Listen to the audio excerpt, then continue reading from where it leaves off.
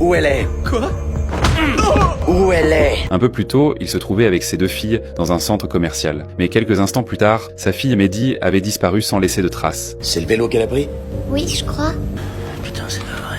Les caméras de surveillance montrèrent rapidement que Mehdi avait été enlevé par un homme. Rahm prit immédiatement une photo du suspect, mais au lieu d'appeler la police, il composa un numéro mystérieux. Kit de Dor qui a été enlevé. Je te l'envoie tout de suite, d'accord? Dans un centre commercial. Oui, ok, t'as besoin de quoi?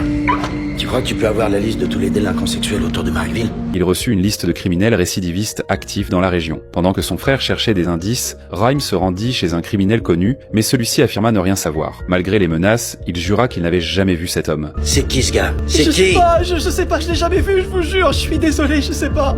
Au même moment, Geiss retrouva un informateur nommé Piggy, un petit criminel qui avait entendu parler d'un trafic de marchandises spéciales. Armé, Geiss le força à parler. Sous la menace de mort, Piggy finit par avouer qu'il s'agissait d'enfants. Peut-être 2-3 mois que je me fournissais chez lui. Puis un jour, il me demande si je veux acheter des jouets. Ouais, mais sans savoir. Pièce planquée derrière un placard. Un bon gros verrou sur la porte, on entre. Il y avait des gosses. Guidé par Piggy, Geiss arriva jusqu'à la maison du ravisseur. Pour ne pas éveiller les soupçons, il fit semblant d'être un client venu acheter quelque chose, tout en observant discrètement les lieux. Qu'est-ce qu'il y a là-dedans?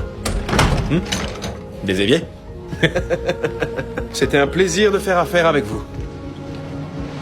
À genoux. Où est la clé de la porte avec le... Après avoir localisé l'endroit suspect, il réussit à obtenir la clé de la porte verrouillée. Puis, il se précipita au fond du sous-sol. Derrière une armoire se cachait effectivement une porte secrète. Lorsqu'il l'ouvrit, il trouva Mehdi.